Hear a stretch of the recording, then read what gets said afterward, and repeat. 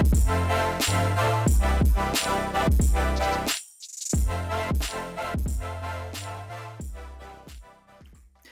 what's up? Welcome back to the podcast. I'm Matt McGarry. I'm here with Ryan Carr. What's up, man? Hey, how's it going? Going good. I think this will be the first duo episode that we publish. We recorded one the other day, and that will come out soon. But we're going to get this one to the front because it's a hot topic. Yeah, I think we were both seeing a lot of discussion on Twitter yesterday, and honestly, maybe in like the past week as well, just about newsletters, what might be described as the hype cycle that we're in currently, and whether or not there's a quote newsletter bubble. So, and I think we were both just like, let's just record something tomorrow, have a conversation about it, and get it out as soon as possible. Yeah, let's talk about it. So, are we in a newsletter bubble? And there's different ways to answer this. There's different questions we can answer too. So, a newsletter bubble is one question. We could also talk about like, are there too many newsletters? I think that's something people have brought up. Like, I'm not going to subscribe to 20 newsletters. People have said that. But let's get into the newsletter bubble question. So, I'll give you my take really quickly. And so, Hunter Weiss tweeted this out. He thinks we're in a newsletter bubble. People won't and can't sign up for 1,000 newsletters. Open rates don't matter unless you have conversion data for links. Most of them are similar and have no voice. And the best ones aren't selling you. Best ones aren't selling you, and the writing is unique. Maybe I described that wrong. I don't know. Maybe I read that wrong, but you get the idea, right? So I think the first thing I'll address is like, you can't sign up for 1,000 news. I think this is kind of a common thing people have seen. It's like every media type has this problem. You can't listen to 20 podcasts a week. You can't read. You actually can read 20 newsletters, and a lot of people do, but you can't watch 20 YouTube channels. You can't read 20 books. Like every type of media has this problem. And we're just seeing, like in the past 6 to 12 months, there's just been a lot more newsletters created than there were before that, right? So I don't think that's uniquely what the problem is with newsletters. I think there's other problems that we'll discuss in a second, but that's kind of one rebuttal I would have to this. Is like every type of media has this issue. If anything, people are going to be able to consume more newsletters than they would podcast or another type of media content. But again, it's always going to be more competitive. That's just how media works. You have to be able to stand out. And it totally is true that most newsletters don't have a unique voice, the content isn't good, et cetera, et cetera. But every type of media has this problem too. Most Twitter accounts, Instagram profiles, books, podcasts, et cetera, all have that same problem. So I don't think that's if someone's starting a newsletter today or getting into this, I don't think they should worry that there's too many newsletters because there's too many of everything. I think they should worry about other things that we'll get into that are a little bit more nuanced, especially around monetization and growth. So give me your take. Yeah, I think that newsletters are just a medium, right? Newsletters are a tool to engage an email list that you're building. I don't know if there are necessarily too many newsletters. I think we're definitely in kind of a big boom or like a hype cycle right now with newsletters. And yeah, a lot of my takes around this are also based around expectations. People have seen, especially in the past 2 years, a lot of newsletters sell for high figures, and I think there might be maybe a mismatch in expectations and what's I guess like what in terms of like what the end state is, what the end goal is. But yeah, let's talk about monetization. I think that's like where the root of the issue is, the root of the discussion is. Yeah, I'm glad you brought up this newsletter. So, like, some of the bigger acquisitions that I've talked a ton about are like Morning Brew, of course, which was a $75 million sale. The Hustle, which was in the high 20 millions. Milk Road, The Peak. There's a couple other ones. There's like, at least 10 plus newsletters in the past 1 or 2 years that have sold. And I think one thing about monetization that's interesting is all of those kind of have the same business model, which is sponsorships and ads. And now we're seeing that type of business model not work as well. But not just for newsletters, literally for all types of media companies. Advertising across the board, across all of media is down, including newsletters. So that way to monetize hasn't worked as well. And the newsletters that have solely relied on that as a way to make money have struggled, whereas the ones that have expanded and diversified and found other business models have done really well. I can speak to examples later. Maybe like what's the problem with monetization? Like what are most people getting wrong, Ryan? What's going on? Yeah, I think that people are looking at newsletters as the product rather than the medium. I think that that's a little bit of the issue. And I think that, there are cases where the newsletter, people are looking at it as like an asset to sell rather than a medium that they can use to potentially, sell their own product. If you're over reliant on sponsorships, you're going to be in terms of like a revenue channel, you're going to be exposed to market forces that are just outside of your control. And I think we're already starting to see this. And I think this is kind of the root issue with like whatever you want to call it, the bubble, the hype cycle, the boom that we're going through right now, is there's just a lot of competition for opportunities at sponsorship and advertising. And it's almost a race to the bottom in a way, especially in some verticals and niches, like some of the bigger verticals that we've talked a lot about, Yeah, like let's give AI. some examples of that. Yeah. So AI, Yeah. like there are a lot of AI newsletters that have hundreds of thousands of subscribers. There's the same advertisers for those, like let's say there's 5 newsletters of 500,000 subscribers. They're all going after the same advertisers. Yeah. So their ad rates get lower and lower as they're competing against each other. And so they sell on a CPM usually, or at least we can calculate it like that. And like those CPMs for those newsletters are now at like $10 to $20, which is really low and doesn't really back out well if you're trying to build a business versus other niches are better. But also just overall, it's happened like overall as industry. There's just more newsletters now than there were a year ago. So there's more ad inventory. And so supply and demand, the sponsorship rates have gotten lower for everybody. I have a client that has north of 500,000 subscribers. They're more like a general business newsletter.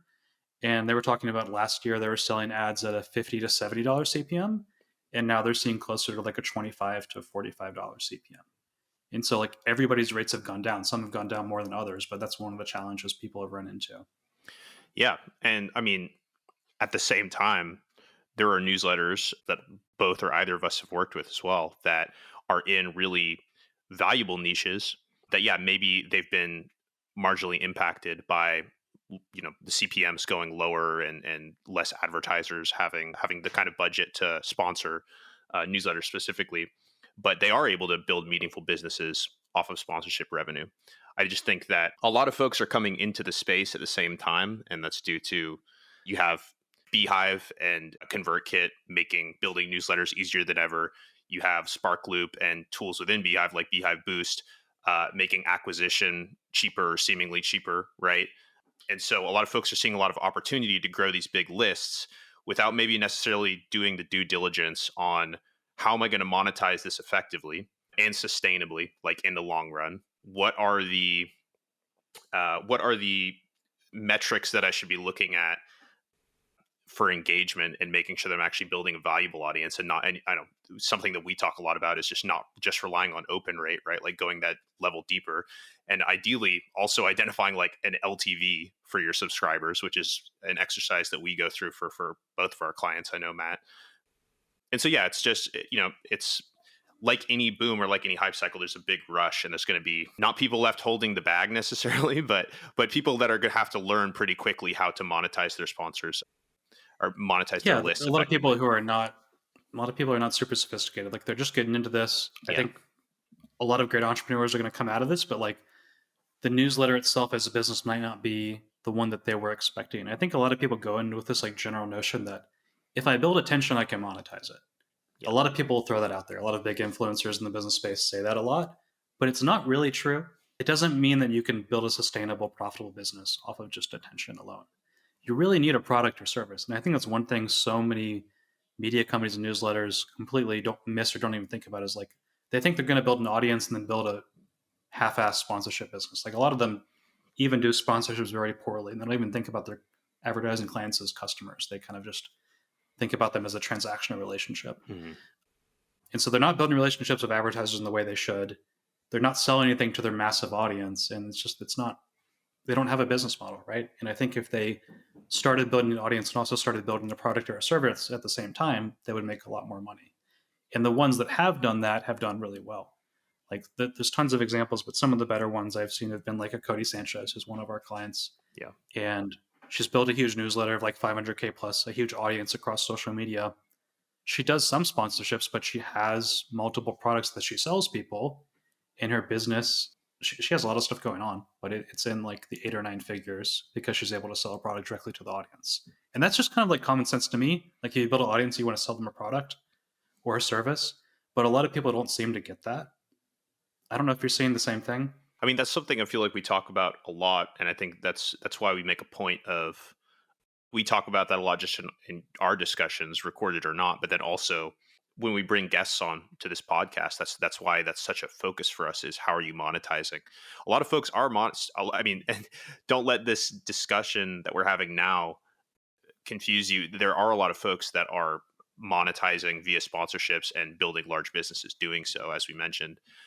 But a lot of folks that are setting themselves up for the long run are also thinking about, how can I build an owned product that I can drive to, or an owned membership or community. And hopefully that's revealed itself as a theme through these interviews that we've been hosting on the podcast so far. Yeah, we'll see a lot more of that. And we should mention Nick Huber. I think he replied to this tweet, and he disagreed. He's like, my newsletter adds millions of dollars in enterprise value to my companies per quarter, and people still want to look inside the mind of someone to know what they're talking about. So Nick, like for those who don't know, Nick Huber, you could call him like a business influencer, but he has a portfolio of like 5 to 10 service businesses or agencies, and he has a newsletter. It's called Nick Huber under his name, or it's called Sweaty Startup. I forget what he calls it. He's spent a lot of money investing into newsletter growth. He writes it every week. And basically, within that newsletter, every newsletter has like 4 different ads for his different agencies that he owns. And so, like, he's able to use that newsletter as a distribution channel, as a marketing engine for all of his agencies. And so, in that case, it's worked really well for him. Like, in that use case of a newsletter, it's crushed it for him. And that's why he disagrees. But in the use case of only selling sponsorships, it's been much more difficult for people. And you see a world of difference there. Yeah, and like at a high level, like again, like just going back to the original point of the newsletter being the medium, like a newsletter's role in building an audience is engaging an email list, which is an incredibly valuable asset. Like owning an email list is an incredibly valuable asset, arguably more so for a lot of reasons that we've discussed on the pod and discussed on Twitter and everything. A lot of reasons it's more valuable than owning an audience on kind of these third party platforms, or like a Facebook or Twitter or YouTube or et cetera, because you don't have the platform risk. You just own that audience. You can speak to them. You can communicate with them however you like via the medium of email. The newsletter is there to engage those folks. So saying that we're like in a newsletter bubble, it's like, are we in an email list bubble? You know, like I don't think so. It's like, are we in a Twitter audience bubble? I understand the sentiment that a lot of folks are building right now in the newsletter space, but ultimately, if you're doing it well, you're building yourself a valuable asset in an email list, in an engaged email list, ideally. Let's talk about that, because like to make money on the internet or anyway, you need some type of audience to sell things to, right? And so where, if you don't have a newsletter or an email list, where do you build that audience? You can build it on social platforms that are not controlled by you and can go away overnight. That's doesn't always happen, but it has happened to a lot of people, right? Or things change drastically and their reach is cut in half over a period of 6 months. That's happened to a lot of people that we know. So you have to have some type of owned audience if you're trying to build a sustainable business, right? And so how do you build an owned audience? There's really like 4 different ways. There's email, aka newsletters. There's podcast. There's SMS. There's direct to your website, and there would be private communities. There might be another one that I'm not really thinking of, but like out of those 5 different things, which one is the best place for most people to start and for most people to focus on? It's probably email newsletters. And so, like, if you're not building a newsletter, what's the alternative to your own audience? Like, if you need to at least have one of those owned audience platforms, ideally 2 or more, right? So I still think, even though there's a lot more newsletters, it still makes sense for most businesses to have one, because you have to have some type of owned audience so you can sell your stuff.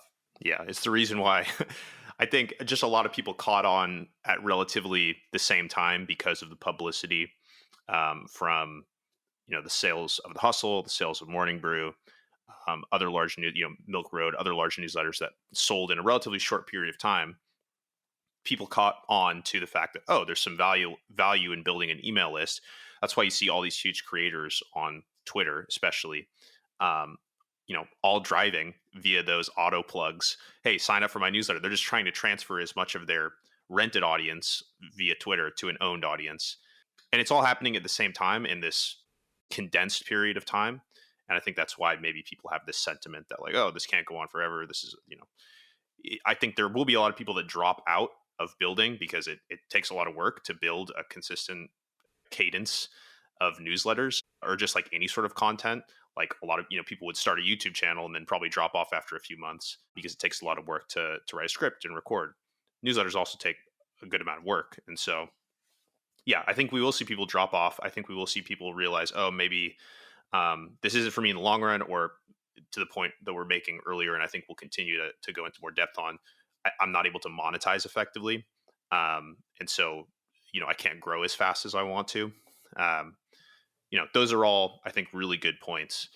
But I don't think it's any reason why people should stop building in the space to think that we're in a hype cycle right now.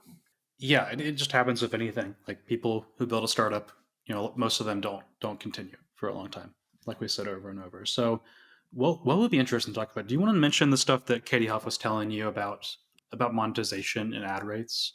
Because it's changed a lot. And I talked about CPMs earlier, which means cost per 1,000 impressions. In the case of newsletters, an open is an impression. So that used to be how ads were priced, based off of impressions, aka opens. Yeah. But the industry is changing. So maybe tell us how that works now. Yeah. I mean, first of all, shout out to Katie Huff and the team at MadRev. They're probably, I would say, if you're looking to monetize via sponsorships, they're the best out there at doing it. They're the old ad sales team from The Hustle, who Matt and I both work with. And so we know that team well. But yeah, I think just at a high level, I think the way that especially large sponsors that are savvy to how newsletter sponsorships work, or advertisers who are savvy to that, they probably won't be looking at pricing on a CPM basis. A lot of them are already moving to kind of like a cost per click basis. And you see this actually with stuff like Beehive's ad network, for example. The placements or opportunities that you're kind of automatically matched with, they're all priced on a cost per click basis as well. And I think this just speaks a lot to what we've been saying for a while now, which is that look at clicks, look at click through rate. And I think eventually it's not just going to be click through rate. And I think it already should be moving in this direction. It should be ad click through rate, or sponsor click through rate, or like paid placement click through rate, because you know it is fairly easy to game clicks too, right? Like if you just have a bunch of links, if you just have a curated link section everywhere, it's like that's your click through rate going up. It should be clicks on valuable links rather than just clicks in general. So yeah, just interesting trends, I think, and I think speaks Can to. you break down the category by click? So like just like with some newsletters will have higher or lower CPMs when we used to price it like that, advertisers will value the cost per click differently, or they'll be willing to pay a different amount per click. Could you just tell Right. us like what kind of like a ballpark of what people are seeing based on what Katie said? It's not like perfect information, but it's at least some data on this. Yeah, I think thinking through it, you think about like consumer, so like a broad audience, like a broad consumer newsletter, something like, hey, we do business news or we do tech news. Tech news actually might be more valuable, so maybe that's a bad example, but just a broad audience that's maybe not made up of like decision makers, or at least like primarily of those kinds of roles. Probably expect like $1 to $5 cost per click. If you're going to be, if it's an audience of decision makers, it's a little bit more niche, and it's like a higher value product. I mean, it could go as high as like $20 cost per click. So it's just like dependent on a lot of factors, and also it's dependent on how well you're able to sell your newsletter, right, to potential advertisers. So, but I would just say in terms of cost per click, that's or in terms of ways to price a newsletter, cost per click would be probably a lot more common moving forward than something like CPM even. Yeah. So what Katie was saying was like that's what advertisers and their team is thinking about. Where a lot of newsletter operators are still thinking CPM, advertisers are thinking CPC, cost per click. So we need to change our mindset to that and optimize for that. Yeah, and I think Um, just in general, like in terms of just gauging subscriber quality, that's something we've talked about a lot. But don't just look at high level click through rate, like the way Beehive reports it or the way ConvertKit reports it. Go in and look at what links they're actually clicking on, and try to optimize. Like, okay, if you're trying to get folks to click on ads, look at how many people are clicking on those ads. And I think eventually, I mean, it would be ideal if those tools, if those platforms would give us like yeah, that an needs to be a ad feature. click through rate, right? Versus just click through rate. But Yeah, that's something Beehive should add because if you look at Morning Brew's tech stack currently, they look at ad click through rate and they look at ad click through rate by source. So they would say like subscribers from Facebook ads have a 1% ad click through rate versus subscribers from Twitter ads have a 0.5% ad click through rate. So we should invest more into Facebook ads, for example. And so sophisticated media companies like Morning Brew are doing that. It's hard to do that type of analysis without like a developer right now of just Beehive, but that's a feature that I think they could add somewhat easily. But for now, if you're not able to figure that out, your ad click-through rate by source or your ad click-through rate in general, you can figure out your ad click-through rate in general. But if you're not able to figure it out by source, you can at least look at your click-through rate by source and invest more into the sources that have higher click-through rates, because 90% of the time, if they have a higher overall click-through rate, they also have a higher ad click-through rate. It's usually not sneaky like that, or it's usually not misleading in that way. It's pretty straightforward most of the time. Do you want to talk about prediction? So we talked about, are we in a newsletter bubble? We gave our take on that. Do you want to talk about what's next for the industry based on the current state of things? Yeah, and I think so. You and I have talked a lot about this, and then I think Emmanuel Cinca, Manu, who we've actually had on this podcast before, he put out a great thread about this on Twitter, or a great tweet about it. I think that, yeah, I mean, as with any hype cycle, we will see a lot of people drop out of creating or building in the space. People are going to get tired of creating. They're going to get tired of, they're going to maybe get discouraged by the fact that they're not able to find sponsors at the rate that they thought they would, or at least at a reliable level. And then I think, and this is something we can go into more, but I think because of that, we will see lists go up for sale, essentially. Like, people will have built these lists and they'll be looking to offload them, essentially, or get paid out for what they've invested in them. And for the larger players, they'll have an opportunity to buy up lists at maybe a discount, right? Or at least at cost, but maybe a discount as well. So I think that we'll start to see a lot more newsletter acquisitions. I know you just acquired a newsletter. I would love to, and maybe you want to save that content for. Yeah, no, let's talk about it now, because it's in the same type of way. Not this one newsletter wasn't doing good. It's just that the person who owned it wanted to move on to different projects. Yeah.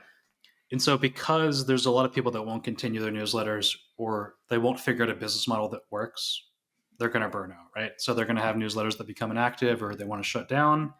And a lot of them are just going to shut down and nothing's going to happen.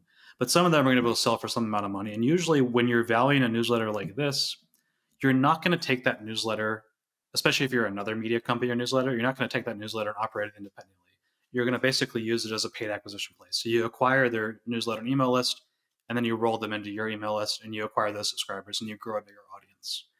And so it's like, it's basically a subscriber acquisition rather than a company acquisition, right? So that's what I did with this newsletter that I just acquired. So the newsletter is called The Newsletter Nerd. It is written by Jay. I'm going to screw up his last name, so I want to make sure I get that right. He's Jay Inspires on Twitter. Jay Yang. Jay Yang. Okay, thank you. I had to pull up his Twitter. Yeah. So Jay's awesome. He's actually really young. He's still in high school, and he built this awesome newsletter called Newsletter Nerd, up to about 1,500 subscribers. It's, when I talked to him about buying it, he had probably been inactive for like 2 or 3 weeks at that point, because he had moved on to other projects. He wants to do other things. And so instead of just shutting that newsletter down and never sending them again, it's an opportunity for me to buy it for somewhat low cost and to roll it into my newsletter and grow my list. And it makes a lot of sense for me, because I can go and buy a newsletter about newsletters for a similar amount of what I would pay per subscriber from a Facebook ad or like a Twitter ad. So like right now I run Twitter ads to grow my newsletter. I'm pretty comfortable paying $2 to $3 per subscriber. So if I'm able to acquire a newsletter at a per subscriber rate of around that, or maybe even more, that's a really good deal for me. And obviously we're still yet to see how this works out. So we'll have to follow up like in a month or two about how this works. But I think we're off to a good start. So basically, I'll just explain the process for people who are interested in. I think Jay reached out to me. We hopped on a call about what he wanted to do with it. I told him I wanted to roll it in my newsletter, which is what he expected. We agreed on a price per subscriber. We also agreed that I would only pay for unique subscribers, because it's a newsletter about newsletters. I have a newsletter about newsletters, so there's going to be some audience overlap, but I don't want to pay for people that are already on my email list. And so we did a quick analysis in Google Sheets to see how many unique subscribers that Jay had that I didn't have on my list. And so we would just value the newsletter based on those unique subscribers. And so I won't share the subscriber amount, but I basically, like, because it's a small transaction, he had 1,500 subscribers. He sent me an invoice. I paid it. He sent me admin access to his Beehive account, which is his email service provider. And then we did a kind of announcement and launch to add those people to my newsletter. And so it didn't take a ton of time, and I think it's going to be a good outcome for both of us. That's awesome. Yeah, I mean, it sounds like it's going to work well, especially with just how niche the audience is. Yeah, I was curious how you would facilitate that transfer, but I think that announcement, I mean, that sounds like it makes sense. Yeah, it's maybe worth saying like how to do it in a way where people aren't confused why they're being added, because I'm importing them into my Beehive and sending them my newsletter now. And so like you can get some spam problems, like people can be confused. So you have to do it in a way that is very clear to the audience. And I think a lot of people could screw this up. So maybe I should mention that really quickly because I Yeah. don't want people to do this and do it the wrong way. So I think it's important that the person you're buying it from send an email to their list announcing what's happening. So Jay sent this morning, he sent an email about the announcement to his list. I think he also posted on Twitter. I posted on Twitter too about the announcement, but it's important that they know what's happening. Then he explained what happens next. And then so after he sent that announcement, that's when I imported them to my list and they received my welcome email. And then after that, I think you need a lot of reminders, right? Because people aren't going to open every email. So after that, I schedule an email to send out like 4 hours later to that same list, just reminding them what happened. And that email's from me. So we have one email from Jay, one welcome email from me, one follow up email from me about what's happening. And then I have another email scheduled from Jay's Beehive account that's from me tomorrow morning to remind them again. And so there's like multiple touch points. I think we're going to have 4 to 5 emails just to make sure everybody is aware of what's happening so that they will continue to engage with my stuff over time. Because like it's if you don't do this right, it's an opportunity to lose a big chunk of that audience. So Yeah. there has to be a transfer process that's executed well. And so that's the process that we did. We'll see how it turns out over time. I like that. I actually think, yeah, having that many touch points makes a ton of sense to, I mean, protect the investment, make sure that people know what's going on. I think that's really helpful tactical information as this happens probably more and more, right? I think we will see this happen, especially going into 2024. Folks will be looking to offload their lists, and I think that there's going to be a huge opportunity. Yeah, because the cost per subscriber can be really good. I think a lot of these, like you could get some of these lists for $1 per subscriber. I didn't pay that low for this because I thought the audience was really valuable, but people are going to want to get rid of these things. So it's for people that are successful and have built a business model that works. I think this is going to be a cool acquisition play. It's not happening a ton yet, but we're starting to see it now. A lot of AI newsletters are starting to sell. It's going to happen more and more over the next 12 months or so. In the case of folks buying these lists too, another interesting way to price it could maybe be cost per engaged subscriber, right? Cost per engaged unique subscriber, especially talking about like the AI newsletters where maybe it's a fairly low engagement rate or maybe lower than average. I don't know, depending on the newsletter, right? But yeah, will be interesting to see. Any predictions from your side outside of what we've already touched on? Yeah, that's one that I kind of expanded on. Like Emmanuel wrote about that. I wrote about that a little bit too. One other important thing that is like if you're buying one of these, you really need to understand their analytics before you buy it. You can't just say like, "Oh, I have a 10,000 person email list," and you just buy that. Like all subscribers are unequal, so you have to really dive into their analytics before you make the decision on this. And that's what I did with Jay. Let's see here. Maybe we could cover one prediction that might be interesting to you. I wrote a post about this too. You want to talk about my prediction number one? This is SaaS and service businesses will start newsletters.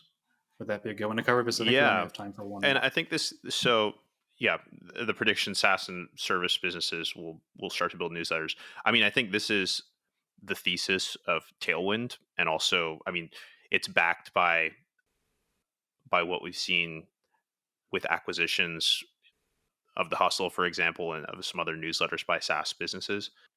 So, as we mentioned, kind of in the discussion about whether or not it's a newsletter bubble, so on and so forth.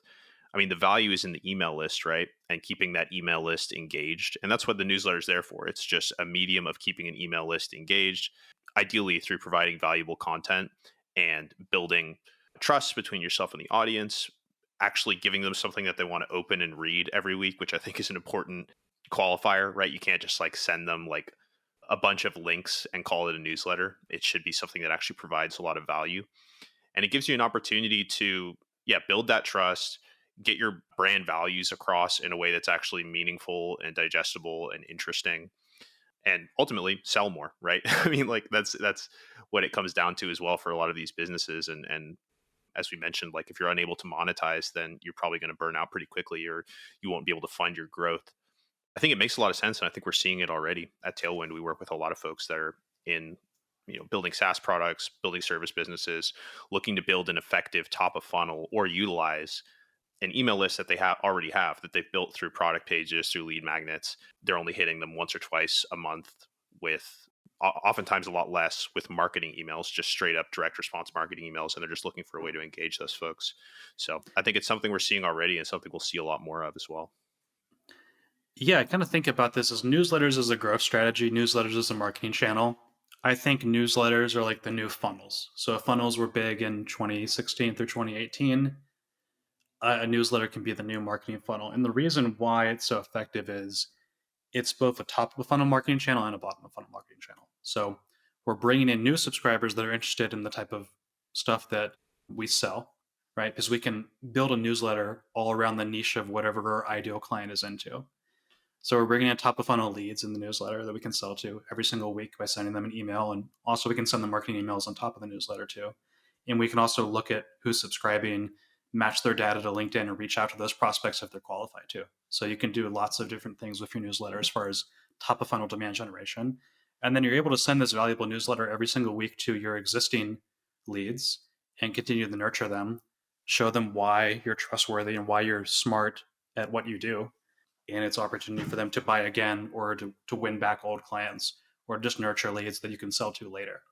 And so you have both of those things going on in the newsletter. Whereas if you look at the other marketing strategies that SaaS and service companies are using, it's pretty straightforward. It's like we're sending people to a sales page to become a lead, or we're sending people to a lead magnet. And a newsletter is like a lead magnet on steroids. They're not just coming for the lead magnet, they're expecting to hear from us every week and they want to open the content. And so it's much more effective than a lead magnet. If you have a successful lead magnet strategy now, you should really think about starting a newsletter because it's going to take that same type of marketing strategy to the next level. And it's going to be a lot more effective. So that's my take on it. Any closing thoughts? I think it's a good place to wrap it up. No, I mean, I'm sure we'll have a lot more to say about this in coming weeks and interviews and discussions that just you and I have. But yeah, all to say, to sum it up, there's a lot changing. We are in like this huge newsletter boom right now. So yeah, we'll always be keeping everybody listening updated on what's next. Yeah, that'll be fun. And also, we haven't said this before, but if you like this podcast, please subscribe to it and please review it on Apple or Spotify or wherever you get your podcast. That would mean a ton. I think we've already got a few really good reviews, which is awesome to see. So we really appreciate that. That helps us reach more people, and we will talk to you soon.